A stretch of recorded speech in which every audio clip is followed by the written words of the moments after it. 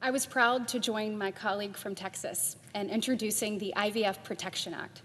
I am grateful for his leadership on this important topic.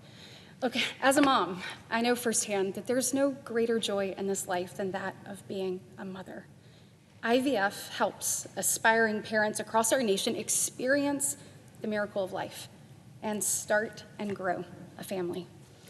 That's why I strongly support continued nationwide IVF access. IVF access is fundamentally pro-family. For the millions of Americans who face infertility every year, IVF provides the hope of a pathway to parenthood. We all have loved ones, whether they're family members or friends, who have become parents or grandparents through IVF. Across America, about 2% of babies born are born because of IVF. That's about 200 babies per day. So think about the magnitude of that number and the faces and the stories and the dreams it represents. In recent decades, millions of people have been born with the help of IVF. Along with my colleague, Senator Cruz, I was honored to lead Senate Republican colleagues in a joint statement emphasizing our shared support and continued nationwide access to IVF. IVF is legal and available in every single state across America.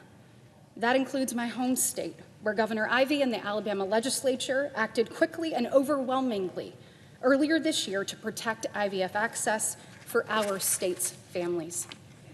Today, the Senate has an opportunity to act quickly and overwhelmingly to protect IVF access for our nation's families. That's what the IVF Protection Act would do. It's straightforward, just as Senator Cruz has said. The bill would give aspiring parents nationwide the certainty and peace of mind that IVF will remain legal and available in every single state.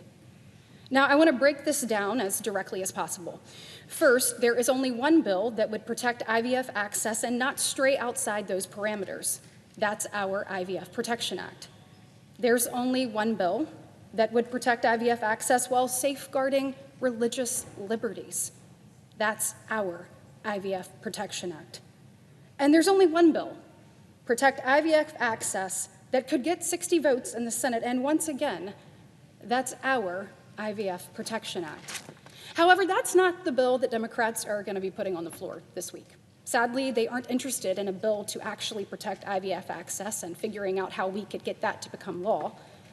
That wouldn't advance their true goal, which is about partisan electoral politics. If Democrats allowed the IVF Protection Act to pass today, they would lose a key scare tactic they believe helps them in November.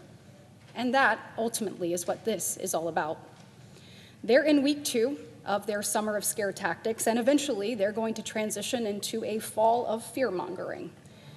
At the end of the day, the American people want secure borders, they want safe streets, they want stable prices, and they want strong families.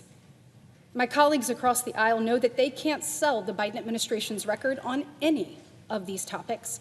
It's been failure after failure yet again.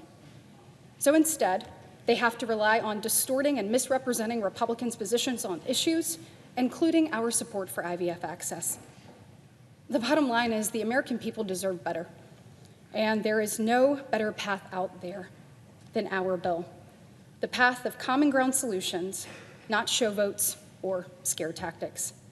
Again, I want to applaud the leadership of my colleague from Texas. Senator Cruz has been a champion as we work to make sure that the world knows that we're going to protect access to IVF. While Democrats prioritize scaring families, Republicans will continue to fight. I yield the floor.